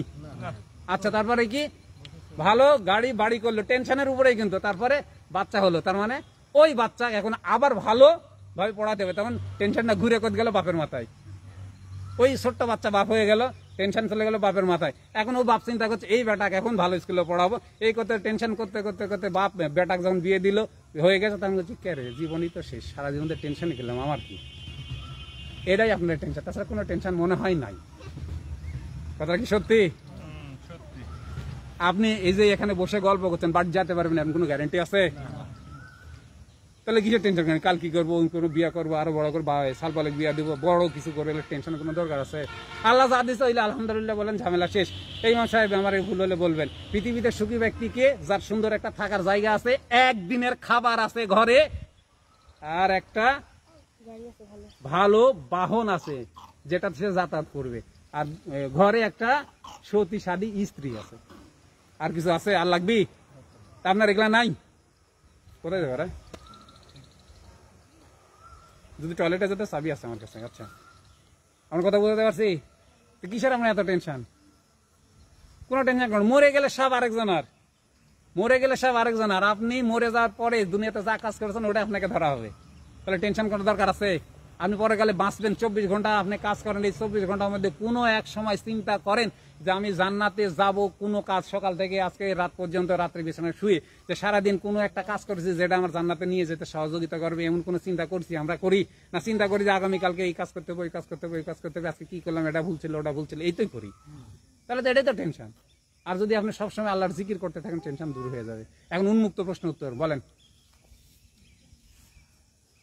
টেনশন হবে না কি করলে? ওই যে আপনি পরকালে জান্নাত পাবেন কিভাবে, এই চিন্তায় থাকেন সবসময়, তাহলে টেনশন হবে না। কি জানে, আপনার যে লাখ টাকা আছে, আপনি মরে যাওয়ার পরে এই লাখ টাকা আপনার না, আপনার ওয়ারিসের। আপনি যদি লাখ টাকার মধ্যে 50,000 টাকা দান করে দেন, ওই 50,000 টাকা আপনার। তাহলে আপনার অল টাইম চিন্তা থাকবে আমি জান্নাত পাবো কি করে, তবে আপনার টেনশন থাকবে না। আর শয়তান তো আছে মাশাআল্লাহ, এক্সপার্ট। কত বছর শয়তানের, কত বছর থেকে শয়তান কাজ করে আসতেছে। আর আমার আপনার বয়স কয়দিন, আমাকে আপনার তুড়ি মেরে উল্টাই দিবে শয়তান। আপনি 5 ওয়াক্ত নামাজ পড়ছেন, নামাজ থেকে আপনাকে সরাইতে পারবে না, তখন নামাজে আপনাকে বাধা দিবে না, তখন অন্য একটা ঢুকাবে আপনার ভিতরে। কি জানেন, যাতে আপনার নামাজ নষ্ট হয় কিভাবে, সেইভাবে। ওই যে চাচা করে চাচা সিজদা দিতে পারছিল না, কথা ঠিক না? বগলে ঠেক নিয়ে হাঁটছিল, শয়তান যে ওই জায়গায় নক করছে যে তুই মুড়ি খা, চানাচুর খা, চা খা, তাহলে তোর হাঁটু নষ্ট হবে, তাহলে তুই সেজদা দিতে পারবো না, তোর নামাজও ঠিক মতো আল্লাহর কাছে হবে না। শক্তিশালী মুমিন আল্লাহর কাছে পছন্দ দুর্বল মুমিনের চাইতে। যে সেজদা দিয়ে নামাজ পড়ে তার চাইতে যে আপনার হাঁটু ভেঙে গেছে চেয়ারে বসে নামাজ পড়ে, এই দুইটা নামাজের মধ্যে কোনটা আল্লাহ পছন্দ করবে? সেজদা দিয়ে চাচাদের মুড়ি চানাচুর বাদ দিতে বলছিলাম, বাদ দিচ্ছিল না। শয়তান বলছে জীবনে যেন বাদ দিস না, বাদ দিস না, বাদ দিলে সুস্থ হবে, আবার সেটা দিতে পারবো, এই জন্য বাদ দিতে দিচ্ছিল না। তার মানে প্রসেস ফুড শয়তান আপনাকে ঢুকাবে। 5 ওয়াক্ত যখন আপনার নামাজ পড়বেন, রোজা করবেন, সবকিছু করবেন, তখন আপনার মুখে শয়তানের প্রসেস ফুড ঢুকাবে, যেটা হালাল মনে করে আমরা খাই। আপনাকে আল্লাহ জ্ঞান দিয়েছে না, এই চিন্তা আপনাকে করতে হবে যে কিভাবে আমি ভালো থাকবো। কথা বুঝতে পারছেন? চিন্তা দূর করার একটাই রাস্তা, আমি মরে যাবো, জান্নাত পাবো কি করি, 24 ঘন্টা ওই চিন্তাই করবো, তাহলে আপনার কোনো টেনশনই থাকবে না। এই এটা কি মরে যাবো, ঝামেলা শেষ। এই সেদিনকে এই স্কুলে আসছি এই রুমটা নেওয়ার জন্য, ম্যাডাম কয়েকটা কথা শুনেছি ইয়ার কি করে, পরে যাওয়ার সময় বলছে যে ভাই বললাম কিছু মনে করলেন না, আমি তো ওটা কেটে ফেলে দিয়েছি। যে না আপনি আমাকে কিছু বললেন, ওটা যদি আমি মনে করি আমার ক্ষতি, কিসের পাগলের ঠেকা পড়ছে আমার যে ওর কথা মনে করে আমি আমার ক্ষতি করব? আমার মন খারাপ হবে মানে একটা নেগেটিভ হরমোন আমার ভিতরে নিয়ে রিলিজ হবে, শরীর ভিতরে সঙ্গে সঙ্গে টক্সিন হয়ে যাবে আপনার বডি, আপনি অসুস্থ হবেন। মন খারাপ করলে আপনার বডিতে টক্সিন হবে। পৃথিবীর কে কি বলছে কিচ্ছু আসে না, ওই কথাটা যদি আমার উপকারে লাগে তাহলে মানবো, আর ক্ষতি হলে ফেলে দেবো, ঝামেলা শেষ। টেনশন এইভাবে দূর করতে হবে যে কে কি বললে দেখার নাই। কিছু মানে কিছু বুঝতেছেন আপনারা? এই যতটুকু বললাম এটা মানার চেষ্টা করবেন। মা বোনদের বলছি, এখন একটা কথা বলি আপনাদের উদ্দেশ্যে। আমি যখন অসুস্থ হয়ে বিছানায় শুয়েছিলাম, আমার ফ্যামিলিতে মাত্র, হ্যাঁ আপনি চলে যান ভাই, আমার ফ্যামিলিতে ইনকাম করার মতন আমি ছাড়া কেউ নাই। এই যে এর বয়স ছিল তখন 8 বছর, আর ওইটা ছিল হচ্ছে 3 বছর। আমি মরে গেলে আমার ওয়াইফের কি হতো? ওখান থেকে আমার ওয়াইফ প্রত্যেক দিন 8 বার করে রান্না করেছে, 8 বার, এবং এইভাবে যেভাবে বললাম দিয়ে যখন খেতে চাইছে সঙ্গে সঙ্গে মুখের কাছে নিয়ে হাজির করেছে, এবং 1 গ্লাস পানি চাইলেও সে গরম করে ওই যে পিঙ্ক সল্ট দিয়ে, তারপরে ওই যে ভিনেগার দিয়ে, লেবু দিয়ে আমার কাছে হাজির করেছে। কি না আমি বিছানা থেকে উঠে রান্নাঘরে দিয়ে পানিটা খেতে পারবো না, এ শক্তি আমার ছিল না। তা আমি যদি মরে যেতাম তার কি হতো? আপনার ওয়াইফ আপনার হাজব্যান্ড এখন অসুস্থ হয়ে এই কাতরাচ্ছে, রাত্রে ঘুমোচ্ছে না, ডায়াবেটিস নিয়ে, হাই প্রেশার নিয়ে ঘুরতেছে, এটা আপনার খুব ভালো লাগে? আপনার হাতে কত পাওয়ার এবার বলবো আমি, আপনার হাতে কত পাওয়ার এটা আমি বলবো। আপনি ইচ্ছা করলে আপনার পরিবারের, আপনার সন্তান, আপনার স্বামীকে সুস্থ রাখতে পারবেন, আর যদি ইচ্ছা করেন এক ধ্বংস করবো, ধ্বংস করে দিতে পারবেন, বিকল্প কিচ্ছু নেই, একেবারে ধ্বংস করে দিতে পারবেন আপনি। কেন আপনি শুধু খাবারটা একটু চেঞ্জ করে দেন, তাহলে এরা সুস্থ থাকবে, আর খাবারটা নষ্ট করে দেন এরা অসুস্থ হয়ে যাবে, একেবারে আপনার হাতে। এখানে কথা বলি ক্ষমতা কি জানে ইমাম সাহেব, এটা ভুল ধরবেন যে কি পিতা মাতার মধ্যে কার সেবা করবে আগে, এরকম কথাও আছে না একটা হাদিস। 3 বার মায়ের কথা বলা হয়েছে না, 4র্থবারে বাবার কথা বলা হয়েছে। তার মানে মায়ের ভূমিকা একটা পরিবারে এত বেশি, ওখান থেকে মর্যাদা চলে এসেছে। আসলে আমরা মায়েরা মর্যাদা নষ্ট করেছি কি জানেন? আমরা পুরুষের কারণে। আমি যদি আমার ফ্যামিলিতে ধর্মীয় শিক্ষা না দিতে কে দিবে? আর আমার ওয়াইফ যদি আমার বাচ্চাকে ধর্মীয় শিক্ষা না দেয় তাহলে কে দিবে? টাকা পড়ছে কারো? এই জন্য বলছি আপনার হাতে সব, যতটুকু শুনলেন রান্না করার বিষয়ে, আর ভাইরা তো আসে প্রতিদিন, এরা শিখে, এটা আপনার ফ্যামিলিতে অ্যাপ্লাই করেন, ইহকালের মুক্তি, পরকালের মুক্তির জন্য। রব্বানা আতিনা ফিদ দুনিয়া হাসানাতাও ওয়া ফিল আখিরাতি হাসানাতাও ওয়া কিনা আযাবান নার। এখানে 3 ধরনের কথা বলা হয়েছে না? রব্বানা আতিনা ফিদ দুনিয়া, এটার মানে কি ভাই? দুনিয়ার ফিতনা থেকে রক্ষা করতে হবে, মানে আল্লাহর কাছে পানাহ চাওয়া। তারপরে আখিরাত, লাস্টে জাহান্নামের আগুন থেকে আমরা এটা মাপ চাই, এটা ভুলে গেছি। দুনিয়ার ফিতনা কি জানেন? এই জামানা এইতে শেষ, রাসূল সাল্লাল্লাহু আলাইহি ওয়াসাল্লাম বলে গেছে যে 1400-1500 বছর পরে পৃথিবীতে কি হবে ওটার ভবিষ্যৎবাণী, মানে ওটা বলা যাবে না, এরকম একটা আমি শুনছি। এটা চলেই গেছে, চলে যায়নি। আর শেষ জামানায় এসে বা যেখানে হোক, 1000 জনে 1 জন সঠিক পথে থাকবে, 999 জন ভুল পথে থাকবে। তো এই জায়গায় এই আশেপাশে যত মানুষ আছে, এই যে কথাগুলো বললাম, এগুলা কি খারাপ কথা? এই ভালো কথা তারা শুনে নি কি জানে? আমি বলবো 1999 জন ভুল পথে আছে, তার মধ্যে আপনি থাকেন না, যেন আপনি বাঁচার চেষ্টা করেন। এখন বলবেন যে ডাক্তার যে এই খাইতে কয়, তাহলে ওই খায়া যদি আপনি সুস্থ হন তাহলে ওটাই ঠিক। হাসান শুনতে পাই তো কি কইছি? ডাক্তারে বলেছে এগুলো খাইতে হবে ডায়াবেটিসের রুগীর, তাহলে ওগুলো খায়া যদি আপনার ডায়াবেটিস মুক্ত হয়ে যায় তাহলে ওটাই ঠিক। তো হচ্ছেন না তো ওটা, তাহলে ওটা ঠিক হয় কি করে?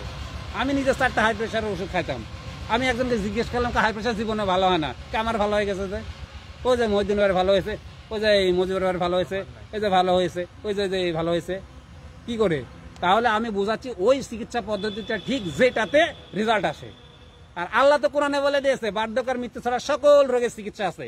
আর যখন আপনি ডাক্তারের কাছে শুনছেন হাই প্রেশার আর ডায়াবেটিস জীবনে ভালো না, আপনি ওটা বিশ্বাস করছেন, তার ইমানের ঘাটতি হয়ে যাচ্ছে না এখানে। এখন দুই একটা প্রশ্ন করেন, আমি তো মেলা কথা বললাম ভাই। আর এই সবজির যে পরিমাণটা খাদ্যর, ও আচ্ছা, হ্যাঁ ফাইন। এখানে দারুণ কথা বলছেন, আমাদের বডি গঠনায় খাদ্য দ্বারা, তাই না? অ্যাসিডিক ফুড আর অ্যালকালাইন ফুড বলে একটা বিষয় আছে। আমরা অ্যাসিডিক ফুড যখন খাবো বডির মধ্যে অ্যাসিড হবে, বডি ইনফ্লামেশন করবে, হাত পা জ্বালা পড়া করে না মায়ের? আপনারা রাত্রে ল্যাপে বাইরে পা দিয়ে থাকেন না? এগুলো হচ্ছে শুধুমাত্র অ্যাসিডিক ফুড আর এই সুগারি ফুড বেশি খাওয়ার জন্য। কি সমস্যা হচ্ছে? জি বলেন। হ্যাঁ আচ্ছা, হ্যাঁ বাজলা করে। এগুলা মেইনলি খাবার হচ্ছে অ্যালকালাইন ফুডটা বেশি খেতে হবে। অ্যালকালাইন ফুডটা খেলে আমাদের বডি ঠান্ডা থাকে। অ্যালকালাইন ফুড গুলা শাকসবজি, ফলমূল। কিন্তু যাদের এই সুগারের প্রবলেম আছে তাদের ফলমূল এখন খাওয়া যাবে না। প্রচুর শাকসবজি খেতে হবে। একটা প্লেটে যখন আপনি খাবার নিবেন বা এক গামলাই খান না কেন আপনি, ওখানে 30 ভাগ থাকবে হচ্ছে অ্যাসিডিক ফুড আর 70 ভাগ থাকবে অ্যালকালাইন ফুড। তার মানে 70 ভাগ থাকবে আপনার হচ্ছে শাকসবজি আর 30 ভাগ থাকবে ভাত, মাছ, ডিম, মাংস, এরকম। এখন কথা হচ্ছে আপনার বডিতে যখন ঠান্ডা খাবার ঢুকাবেন বডি ঠান্ডা হবে না? আর গরম খাবার ঢুকলে বডিতে গরম হয়ে যায়। ভাত ঢুকাবেন তো বডি অস্থির হয়ে যাবে। প্রথমে ভাত ঢুকালে, প্রথমে ডিম, মাছ, মাংস, যত দামি খাবার বলেন, ডিম, মাছ, মাংস, ওগুলো বডিতে প্রথমে ঢুকানো যাবে না। তুমি তো একটু হাঁটো। যত খাবার ঢুকানো যাবে না। বডিকে ঠান্ডা করতে হলে প্রথমে কি করতে হবে? শাকসবজি খাইতে হবে আর সালাদ খাইতে হবে। আমার কথা বোঝা গেছে কি বললাম? শাকসবজি আর সালাদ ঢুকাইতে হবে বডিতে আগে, তারপরে আপনি মাছ খাবেন অথবা মাংস খাবেন অথবা ডিম খাবেন, যাই খাবেন খাবেন, সব শেষে গিয়ে ভাত খাবেন। মেইন খাবার হবে আপনার শাকসবজি আর সালাদ আর ডিম, মাছ, মাংস। ভাত শুধুমাত্র এই আমার এই ভারত, পাকিস্তান, বাংলাদেশে ভাত চলে, পৃথিবীর অন্য কোনো ভাত চলে না। আর এই বাঙালিরা যেই জায়গায় যায় সেই জায়গায় ভাত খায় এত বড় ভুঁড়ি বানায়। শাকসবজির পরিমাণটা প্লেটে, হ্যাঁ ওই যে বললাম 70 ভাগ আর 30 ভাগ। 70 ভাগ থাকবে প্লেটে শাকসবজি। এখন কাঁচা যদি খাইতে পারেন সবচাইতে ভালো। কাঁচা খাবারে প্রচুর এনজাইম থাকে যা আপনার বডিকে টসটসা করবে, টসটসা দেখতে। শুকনা খটখটা ভাত থাকবে না, তাজা হবে। আর যত মাছ মাংস খাবেন বডি খটখটা হয়ে যাবে। আর কোনো প্রশ্ন আছে ভাই? ধরেন ধরেন ধরেন ধরেন, তাড়াতাড়ি লাইভে আসছি তো। কিছু ভাগ করে গেল, হুম, জানার কিছু থাকলে উন্মুক্ত প্রশ্ন করতে পারেন। করবে কিছু জিজ্ঞেস করবে? কিছু প্রশ্ন নাই? আচ্ছা আমি কথা বলি, আমি আপনার তো মরে যাবো তাই না? তো মরার জন্য প্রত্যেক দিন আল্লাহর কাছে প্রার্থনা করি যে আল্লাহ আমার এই দুনিয়াতে ভালো রাখো। যেভাবে জালাল মাস্টার বললো, এর যদি কোনো মিথ্যা থাকে তাহলে ওটার জ্ঞান আমাকে দাও, অন্য জায়গা থেকে আমি জ্ঞান পাই, ওইটা মানবো, মেনে আমি ইহকালে ভালো থাকবো, পরকালেও ভালো থাকবো। 5 বলো। বিষয় হচ্ছে যে আমরা কিন্তু অভ্যস্ত হয়ে গেছি ডাক্তারের উপর নির্ভরশীল হয়ে, বিভিন্ন চিকিৎসা বড় বড় ডাক্তার, আর আমরা এগুলা মানে ভালো হবো এটা বিশ্বাস আসে না। আচ্ছা দোস্ত ফাইনাল একটা কথা বলেছে, এই প্রশ্নের উত্তরটা আমি এর মধ্যে দিয়ে দিয়েছি। আবারও বলছি, আমি 6 সালে হাই প্রেশারে আক্রান্ত হই। 10 সাল থেকে ডাক্তারের কাছে গিয়ে চিকিৎসা শুরু করি।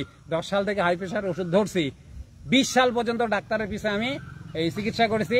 এই নাটোর, এই রাজশাহী, এই ঢাকা, শেষে চেন্নাইতে গেছি। দোস্ত অনেক কভার গেছে, চেন্নাইতে গেছি। খালি ওষুধ বাড়তে বাড়তে 22টা ওষুধ হয়েছিল আমার। আর শক্তিটা একটু আগে বললাম বিছানায় শুয়েছিলাম। তো ওই চিকিৎসা পদ্ধতি যদি সুস্থ হইতাম তাহলে তো আমি হয়ে যেতাম। তারপর এই লাইফ স্টাইলে আসছি আমি জাহাঙ্গীর কবির স্যারকে 20 সালের সেপ্টেম্বর মাস থেকে দিয়ে দাঁড়িয়ে কথা বলছি। এখন একটা ওষুধও লাগে না 22টার মধ্যে। আর তাহলে এটা ঠিক না ওটাই ঠিক? আপনি অসুস্থ হয়েছেন, চিকিৎসা করবেন, সুস্থ হয়েছেন, চিকিৎসা শেষ, ঝামেলা শেষ। চিকিৎসাটা এরকম সিস্টেম। অসুস্থ হয়ে যান, ডাক্তারের কাছে যাবেন, ওষুধ দিতে খাবেন, সুস্থ হয়ে যাবেন, শেষ ঝামেলা। এখন যদি বলেন যে এত কষ্ট করার আমার সুযোগ নাই, দুনিয়াতে সবচাইতে বড় সম্পদ যে স্বাস্থ্য, এইটাকে ভালোভাবে রাখতে হলে আপনাকে ওই রকমই কষ্ট করতে হবে। এখন যদি বলেন যে আমার ব্যবসায় তো 12টা পর্যন্ত, তাহলে কি আপনি ওই রাত জাগলে যে ক্ষতি হয় ওটা পাবেন না? আপনার ব্যবসা রাত 12টা পর্যন্ত। এখন যদি বলেন 12টার আগে ঘুমানো তো আমার সুযোগই নাই স্যার, তাহলে যে রাত্রে জাগার যে ক্ষতি ওটা আপনি পাবেন না। এখানে অজুহাত দিয়ে লাভ আছে? আল্লাহ বলছে এগুলো এগুলো করো, আল্লাহর বিধান মানবো না, ঝামেলা শেষ। কি জাহান্নামে চলে যাবো। এটা হচ্ছে আপনাদের আমার জন্য জাহান্নাম দুনিয়ায়। তো আর এই দুনিয়াটা হচ্ছে কি আখিরাতের পরীক্ষার জায়গা, তাই না? পরীক্ষা কেন্দ্রে কোনো সওয়াল যদি ঢুকি 4 ঘন্টা পরীক্ষা দেয়, ওর কোনো দুনিয়ার হুঁশ থাকে? ওর যে প্রেসার লাগে তাও পেশাব করতে যায় না, যে 5 মিনিট সময় লস যাবে। সকালে ভাত খায় না, একটা ডিম খেয়ে যাইতাম যাতে ওর সময় যাওয়া না লাগে। হ্যাঁ এই যে বলছে যে ভাত না খেয়ে পরীক্ষার হলে যাইতাম যাতে ওই ওয়াশরুমে যাওয়া না লাগে, তাহলে এইরকম প্রিপারেশন নিয়ে পরীক্ষা দেয়। এই দুনিয়ার আপনার যত বছরের জিন্দেগি এইরকম প্রিপারেশন নিতে হবে পরকালে জান্নাতে যাওয়ার জন্য, তবেই হবে। ভাত কি দিয়ে খাবি? আর মেয়েদের একটা মন্তব্য আসতে পারে যে ডাইকা লিয়া হয়তো আমাদের এই সমস্ত কথা শোনানোর জন্য ইয়া করছে, তাদের একটু উৎসাহ দিয়ে দেয়। কি বিষয় আপনারা এখন মন খারাপ করছেন? মন খারাপ করলে এখনই বলেন, দুটো থাপ্পড় মেরে যান, তাও খুশি হবো। ওই স্যার একটা কথা বললো যে বাড়ি এলাকা ভালো রাখতে হবে। আচ্ছা, ফাইন কথা বলছেন যে প্লাস পুরা পরিবার। হ্যাঁ, যদি এখানে আপনাকে আমি একটা কথা বলে এসেছি এর মধ্যে যে আপনার ফ্যামিলির যে ইনকাম করে সে যদি সুস্থ না থাকে তাহলে আপনার কি হবে, তাই না? এখন আমি বলছি আমার ওয়াইফ যদি 2 দিন বিছানায় পড়ে থাকে আপনার রান্না করে দেবে কে? আপনার সন্তানের মুখে ভাত তুললে রান্না করে দেবে কে? তাহলে আপনাকে ঠিক থাকতে হবে না, আর আমাকে ঠিক থাকতে হবে কিভাবে? আরেকটা কথা বলি এখানে, এই আসলে আমরা পুরুষরা একটু মানে একটু আরেকটু বেশি খারাপ, এই কথাই বললাম। তা আপনার বাসায় যে খাবারগুলো রান্না হয় কে কিনে দেয়? তা আপনি কিনে দেন কি জানেন ভাই? আপনাকে দিয়ে সবাইকে বসালাম, এই দোস্ত বলে যে বাচ্চা নুডলস ছাড়া খায় না, তো নুডলস কিনে বাচ্চা কিনে বাচ্চা কিনে নিয়ে যায় নুডলস। আর একটা কথা ফাইন কথা বলবো, ডাক্তার কাছে ওই নুডলস কিনে খাওয়াবি, ওই ডাক্তার কাছে নিয়ে যাবি, ওই টেস্ট করার টাকা দিবি, ওই আবার ওষুধ কিনে টাকা দিবি, ওই আবার কষ্ট করে খাওয়াবি। আমার এই বাচ্চা ঝাল খাবার খায়, আমার ভাস্তি খায় না, ও খায় না। কথা বুঝতে পারছো কি বলছি? হ্যাঁ, কি হ্যাঁ প্রেশার হাই হচ্ছে, তার মানে আমি যা বললাম এতক্ষণ, আমি যা বললাম তোমার মা কি এগুলা মানে? তাহলে উল্টা পাল্টা তো হবেই, এগুলাকে মানতে হবে, তারপরে এগুলা ঠিক করতে হবে। আচ্ছা, আমি একটা কথা বলি, ওই যে আপনার হাতে সব, আমি যদি বিছানায় পড়ে থাকি তাহলে যখন ইনকাম বন্ধ হয়ে যাবে, আর আপনার বউ যদি বিছানায় পড়ে থাকে আপনার সব শেষ। এখন যেটা কথা বলতে গিয়ে আমি নষ্ট করেছিলাম, ওই যে লাইনটা কেটেছিলাম, মনে হয়েছে যে ওর বেটাকে, আমার দোস্তর বেটাকে নুডলস চিনাইছে, ওই কি ওই দোস্ত মানে এর মায়ের পেটে থেকে নুডলস চিনে এসেছে দুনিয়াতে? না স্যার, ওই যে লিচি না জুস না কি খায় সব, ওগুলো বাচ্চারা কি চিনে আসছে দুনিয়াতে? চিনাইছে কি? আপনি তো চিনাইছেন, দোষটা আপনারই।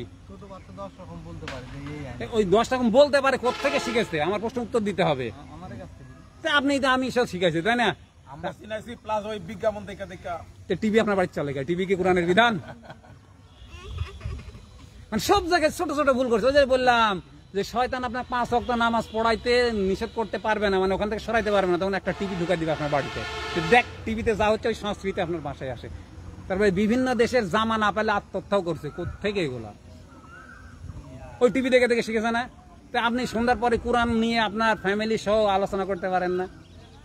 আর আমি একটা কথা বলি যে অপচয়কারী শয়তানের ভাই, আমার গ্রামটা ধ্বংস হয়েছে শুধুমাত্র ঢালানের সময় অপচয় করার জন্য। আসরের নামাজ পড়ে সুন্দর একটা শার্ট পরে চলে আসে, রাত 10টা 11টার সময় বাড়িতে যায়। যে 5 ঘন্টা সময় যে অপচয় করছে, আমিও জীবনে বহু করছি, ওর ফলও পাইছি আমি। তো এই 5 ঘন্টা সময় যে অপচয় করেছে এর হিসাব দিতে পারবি মরার সাথে সাথে। আল্লাহ আপনাকে অবসর দিয়েছে কাজে লাগানোর জন্য, সময়কে কাজে লাগাতে হবে অবসরের আগে। ওই ভাই একটা আছে না, সুস্থতাকে কাজে লাগাতে হবে অসুস্থ হওয়ার আগে, মরার আগে জীবনটাকে কাজে লাগান যাতে জান্নাতে যেতে পারেন। কিছু উপকার হয়েছে আপনার আজকে এসে? জি, কোনো প্রশ্ন আছে? কোনো কথা বলার থাকলে বলেন। আর যারা অসুস্থ হয়ে গেছেন তাদেরকে উঠে আসতে হলে ধীরে ধীরে ধীরে ধীরে উঠে আসতে হবে, আগে এই নিয়মগুলো মানতে হবে। আর ও খাবারটা রাসূল সাল্লাল্লাহু আলাইহি ওয়াসাল্লামের সুন্নাত, 3 আঙ্গুল দিয়ে খাবার ধরা, 3 আঙ্গুল দিয়ে খাবার ধরে মুখে দিয়ে ওই 35 বার চিবানোর কথা আমি শুনেছি। যদি ভুল হয় তো ভুল হবে, যারা শুনছেন ভুল হলে বলে দেবেন। 35 বার চিবাইতে হবে। এখন আর আমরা বলি, আর ডাক্তাররা কি বলে জানেন? খাবার মুখে দিয়ে চিবাইতেই থাকবেন, খাবার গিলবেন না। কি গিলবেন? লালা হয়ে যাবে না, চাবাইতে চাবাইতে পানি পানি হয়ে যাবে, ওটাই গিলবেন, তবে আপনার শরীরে খাবারটা লাগবে, তাছাড়া জীবনও খাবার লাগবে না। একটু আগে সকালে এসে আমি একটা রিপোর্ট দেখছিলাম, এক টিভি চ্যানেল দিচ্ছিল যে খাবার ধরন অনুযায়ী, ধরনের কারণে বেশিরভাগ মানুষ গ্যাস অ্যাসিডিটি বদহজমে ভুগে, ডিসচার্জ ঢুকাই দিচ্ছে, জীবনে কাজ করা যাবে না। 70 বার চিবাইতে বলছে স্যার, 70 বার। তাহলে গোটা খাবার আপনার ভিতরে ঢুকবে? আর খাবার হজম হয় কোত্থেকে? এখানে শিখাইছি আমি, আর আগে প্রশ্ন করছিলাম, কেউ উত্তর দিতে পারছিল না। খাবার হজম শুরু হয় যখন আপনি জিহ্বাতে দিলেন, তখন থেকে খাবার হজম শুরু হলো। আপনি গোটা খাবার গিল্লা খেলেন, স্টোমাকের কি দাঁত আছে? তো ওখানে কি চাবাবে? তো চাবানোর দায়িত্ব তো দাঁতের, আল্লাহ দাঁত দিয়েছে চাবানোর জন্য। তাহলে আপনি যে গিলে খাচ্ছেন, এটা খারাপ কথা বলি, এই রাস্তাতে বমি পড়ে থাকে না, দেন সব গোটা গোটা খাবার। ঠিক স্যার, ঘিন্নি করেন না, এটা শিক্ষার জন্য বললাম। গোটা খাবার না, সেদিন স্কুলে গিয়ে দেখছি একজন কাজ করে দিচ্ছে, তখন আমি নিজের হাতে বালু লিয়ে যাও, ওটা ঢেকে দিলাম। গোস্ত টুকরা গোটাই আছে, ভাত গোটাই আছে। যদি সিপাই খেতে এই ঘটনা ঘটতো, প্রত্যেক ক্ষেত্রে আমরা ভুল করি। তাড়াতাড়ি খাওয়ালে কাজ আছে, আরে দুনিয়াতে খাওয়ার জন্য কাজ করা না কাজের জন্য খাওয়া? ভালো খাওয়া এই জন্য তো ইনকাম করি টাকা, তাড়াতাড়ি খাওয়ালে কাজ আছে, এটা কথা? আপনি আরামে খাবেন। দুনিয়াতে দুইটা কাজ আমি বলি সর্বধীর স্থিরতার সাথে করতে হবে। একটা হচ্ছে নামাজ, এর সাথে ধীরস্থতার উপরে দুধের কোনো কাজ নাই। দ্বিতীয়টা হচ্ছে খাওয়া। প্রথম ধীরস্থতার সাথে করবেন হচ্ছে নামাজ, তারপরে খাবেন ধীরে খাবেন হচ্ছে খাওয়া। এই যে দৌড় মারে, ফোন দেয় তাড়াতাড়ি টাকা নেবো, মারে দৌড় মুখের মধ্যে ঢুকাই দিয়ে, তারপরে অসুস্থতা হয়ে গেছে। আমরা আপনারা প্রশ্ন বের করে নেবে, কথা বলতেই থাকবো আমি সারাদিন যদি বলতে থাকি। 7:03 বাজে।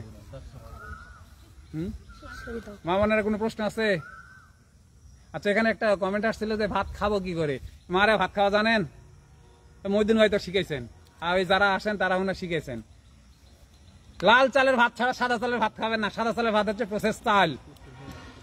এই আমন ধানের আউশ ধানের ভাত খেতেন আগে আপনার মা বোনেরা, নানিরা, দাদারা। ওই আমন ধানের চাল নিয়ে আসতে হবে, কথাটা শুনতে হবে। এখন এই চাউলটা রান্না করবেন আগের দিন। রান্না করতে 1-1.5 ঘন্টা সময় লাগে, ধীরে ধীরে সব রান্না কিন্তু ধীরে ধীরে হবে, জোরে হবে না। দিয়ে ওটা বের করে গামলায় রাখবেন, নর্মাল তাপমাত্রা যখন ঠান্ডা হয়ে যায় তখন নর্মাল ফ্রিজে ঢুকায় রাখবেন, 10 থেকে 20 ঘন্টা রাখা যাবে। এখন ওই ফ্রিজ থেকে ভাতটা বের করে পরের দিন যখন খাবেন, আপনি খাওয়ার ভাত খাওয়ারও নিয়ম আছে, তখন ওই ভাতটা ঘি অথবা নারকেলের তেল দিয়ে একটু গরম করে নিয়ে খাবেন, এটা হচ্ছে ভাত খাওয়া। এরকম হাজারো নিয়ম আছে, মানে আপনি ধাপ ফেলাবেন তারও নিয়ম আছে, আল্লাহ বলে দিয়েছে। আর কিছু কথা বলবো, শেষ করে দিই। এটার পাশাপাশি পান্তাটাও বলে দেন। ও, পান্তা ভাতে হচ্ছে ভিটামিন বি কমপ্লেক্সের ডিব্বা। ডিব্বা বুঝেন? ওই আউশ বা আমন ধানের চাউলের পান্তা হচ্ছে ভিটামিন বি কমপ্লেক্সের ডিব্বা। কেউ যদি কন্টিনিউ 15 দিন পান্তা ভাত খায় এক বেলা করে, তার ভিটামিন বি কমপ্লেক্সের যেটা অভাব আছে ওটা চলে যাবে। এটা আমি এক ডক্টরের মুখে শুনেছি, যে এই লাইনে প্রথম আমাকে নিয়ে এসছে ওই ডক্টর। পান্তা ভাত এত পুষ্টিগুণ। আর আপনারা গরম গরম ফু দিয়ে না খাবেন না, গরম একটা খাবারের ভিতরে ঢুকাবেন না। পান্তা ভাত যখন ফার্মেন্টেড হয়, মানে গাজন হয়, মানে পচন হয়, তখন ওর মধ্যে তাজা ব্যাকটেরিয়া জন্ম নেয়, যেটা আপনার পেটের জন্য অত্যন্ত উপকারী। এই জন্য টক দই খাওয়ার কথা বলে। টক দই তো ওইকে গাজন করে, পচায় না এক রাত ধরে। পান্তা ভাত এক ধরে পচায়, কিন্তু পচে না। এর মধ্যে তাজা ব্যাকটেরিয়া, যেটা আপনার পেটের জন্য ভালো, এটা আপনাকে খেতেই হবে। বুঝতে পারছি? শেষ করে দেবো এখনই। পান্তা ভাত আপনি চিনাননি, তাই চিনে না, দোষ আমার আর আপনার। আর কোনো কথা আছে? আচ্ছা, তাহলে আমরা সবাই দরুদ পড়ে শেষ করে দিই একসঙ্গে। ও আচ্ছা, আমরা ডাকবো মাঝে মধ্যেই, আপনারা আসবেন আর আপনাদের প্রশ্ন লিখে নিয়ে আসবেন। যত প্রশ্ন আসে লিখে নিয়ে আসবেন। প্রতি শুক্রবারে আমাদের এখানে হয়, আর আজকে স্পেশালি আপনারা ডাকছি, আপনারা আসছেন, ভালো লাগছে। আর আপনারা প্রশ্ন লিখে লিখে দরকার হয় ভাইয়ের হাতে দিয়ে দিবেন। আর যদি মনে করেন প্রত্যেক শুক্রবারে আসবেন, তো প্রশ্ন লিখে এত বড় দরকার হয় লিখে নিয়ে আসবেন, শুধু প্রশ্ন উত্তরই দিব আমি।